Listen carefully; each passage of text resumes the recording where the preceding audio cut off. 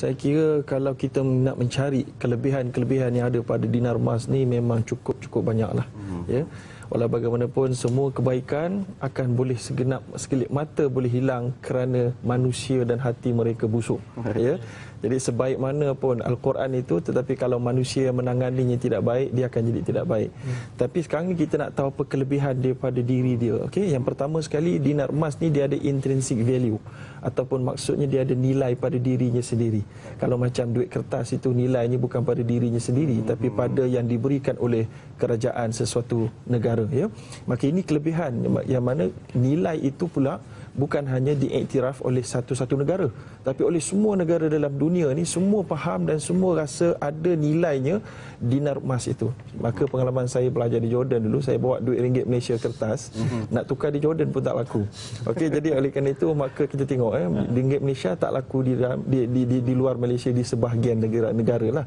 Baik, itu yang pertama. Yang keduanya, kesukaran mendapatkannya itu adalah satu kelebihan sebenarnya.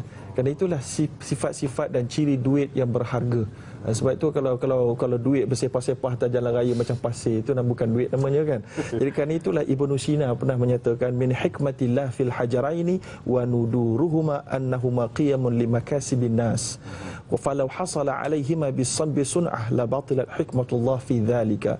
Adalah daripada hikmah yang ada pada emas dan perak ini adalah kerana kurangnya boleh dicapai kedua-duanya, kerana ia adalah hasil reward ataupun ganjaran bagi kerja-kerja manusia yang layak untuk mendapatkannya. Kalaulah dia boleh dibuat dengan cetakan macam duit kertas, maka habislah hikmatullah dalam mata wang. Itu disebutkan oleh kebanyakan yang kita nak sebutkan kebaikan dinar emas. Kemudian yang ketiganya, ia adalah tahan lama.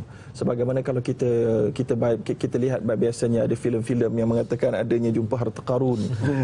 Qarun pula dapat nama, padahal bukan semestinya Qarun punya, ya. Harta yang tersimpan ataupun yang dijumpai di dalam lautan yang begitu mendalam, tetapi emas tu masih tetap begitu shiningnya. Ya, dia walaupun telah pun duduk lama dalam air yang masin, ya, tetapi dia tetap dalam keadaan itu. Jadi kalau duit kertas ke ataupun apa-apa yang lain habis teruslah. Jadi itu kelebihannya. Kemudian yang keseterusnya, production ataupun nilainya pula tidak dimonopoli oleh sesiapa, ya, berbanding dengan duit kertas yang nilainya dijaga oleh sesebuah kerajaan, ya, dan boleh dispekulasi dengan begitu mudahlah. Tetapi dinar emas ini maka nilainya diterima mengikut supply and demand yang tulen. Berbeza dengan duit kertas yang nilainya supply dan demand ni boleh dipalsukan. Maka oleh kerana itu juga merupakan antara kelebihannya. Jadi yang keseluruhnya banyak ni, tapi kita pergi sikit je lah. Ada masa kita pun tak banyak, kan. Jadi antara yang keseluruhnya, dia compact, small amount, big value. Dia compact, kecil ataupun padat. Dia kecil tapi dia boleh bawa value yang banyak. Jadi kalau kita nak bawa duit kertas contohnya, kita kena bawa banyak 5,000 macam ini ke, kan, poket pun tak muat. Tapi ini dia boleh bawa beberapa coin saja, maka sudah mencukupi. Jadi itulah lebih kurang keutamaannya yang kita rasakan. Juga nilainya begitu stable. Itu satu lagi, berbanding kalau disebutkan selalu oleh proponent kepada dinar emas ini bahawa dulu zaman Nabi beli kambing, satu ekor kambing dengan harga 1 dinar, dan zaman sekarang ni pun harga dia lebih kurang itu juga boleh dapat seekor kambing. Walau bagaimanapun, kalau kita melihat kajian memang ada turun naik sedikit, tapi adalah antara yang paling stabil di dalam dunia lah. Allahuakbar.